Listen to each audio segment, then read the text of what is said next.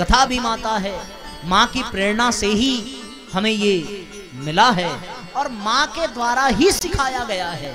तो माँ के द्वारा सिखाया गया, माँ की ही प्रेरणा से हम सभी उस कथा का ही गान कर रहे हैं और माँ को ही कथा सुना रहे हैं, ऐसा भाव करना है। और आज कथा के पहले दिन एक संकल्प यहां से लेकर के जाना है कि हम अपने जीवन में कुछ भी धारण करें या ना करें, पर एक चीज अवश्य धारण करें कि आज से हम हर माता का सम्मान करेंगे। केवल एक संकल्प कि आज से हम हर माँ का सम्मान करेंगे। हर स्त्री में एक माँ है, हर कन्या में एक माँ है। ये फर्क है कि वो कन्या कुंवारी है तो उसका मातृत्व अभी सोया हुआ है, कन्या विवाहित हो जाए और फिर वो बच्चे को जन्म दे तो उसका मातृत्व जग जाता है।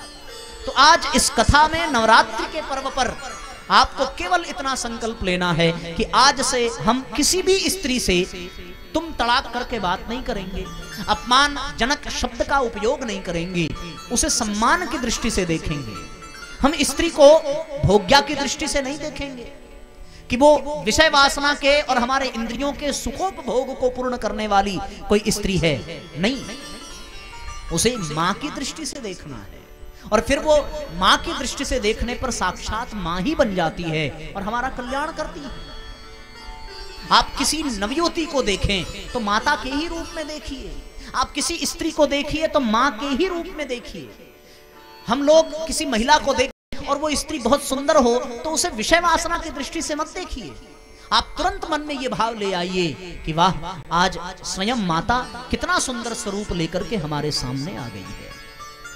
ऐसा भाव हो तो फिर हमारा देश फिर से जगत गुरु बन जाएगा साथियों, जब इस संसार में और इस देश में, इस धरती पर हर माता का सम्मान होगा, हर स्त्री का सम्मान होगा, दुनिया बदलती चली जाएगी।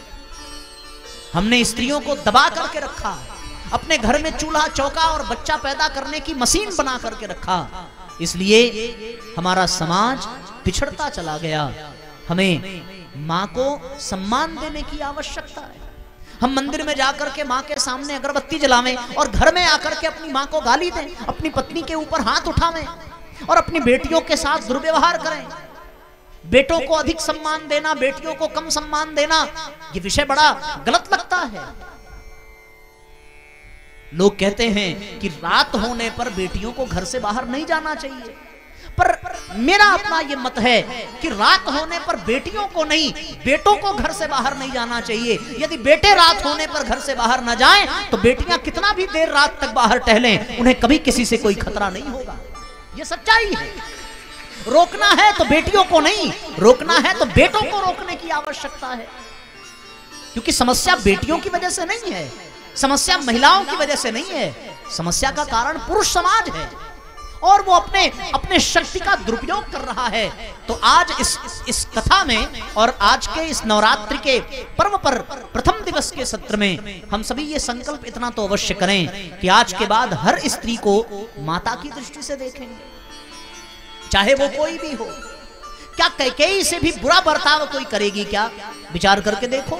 कैकेयी वो स्त्री है, वो माता है जो संसार में न भूतो न भविष्यति, उसके जैसा न कोई हुआ न कोई होगा, जिसने राम जैसे पुत्र को 14 वर्ष का वनवास दे दिया बिना किसी अपराध के। आप कल्पना करके देखिए, क्या इतना निष्ठुर कोई माँ हो सकती है क्या? लेकिन ऐसे निष्ठुर माता के प्रति भी राम का भाव क्या है? भगवान ने सभी माताओं को देखा पर सबसे पहले प्रणाम माता कैकेयी को किया है। भरत ने माता कैकेयी की जगह कैकेयी कह दिया तो राम रुष्ट हो गए लक्ष्मण और भरत से और कहा है कि तुम दोनों माता कैकेयी को कैकेयी कब से कहने लगे? माता ये चाहती है कि मैं वन में जाऊं और राम ये कहते हैं कि राम, यदि राम बन गए तो केवल इसलिए कि राम वन गए, और वन में भेजने वाली कौन? माता है।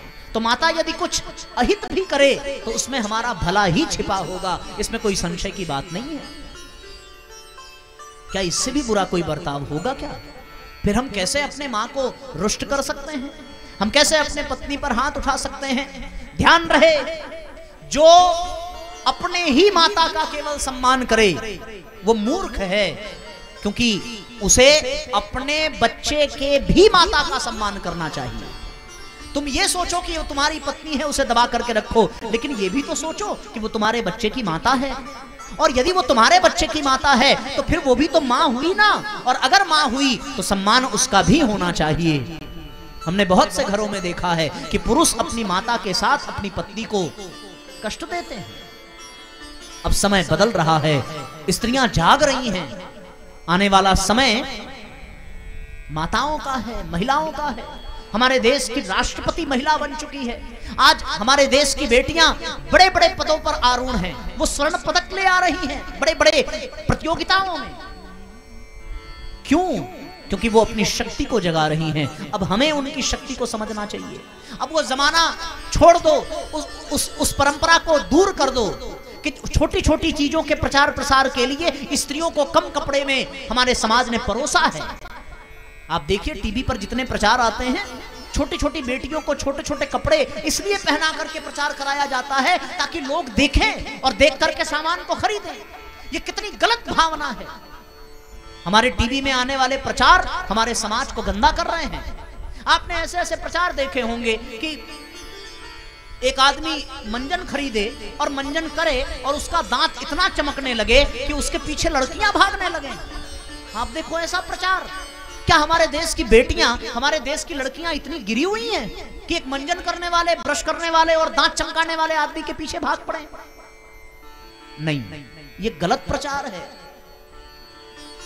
ये हमारे समाज में दर्शाया जाता है कि जो करे अपने बीवी से प्यार वो कैसे करे फला कुकर से इनकार। इसका मतलब जो कुकर खरीद के ना ले आवे उसने अपने बीवी से कभी प्यार ही नहीं किया। सोचो जरा, क्या परिवार में प्यार सामान के लाने, ले जाने, देने और पाने से निश्चित होगा क्या?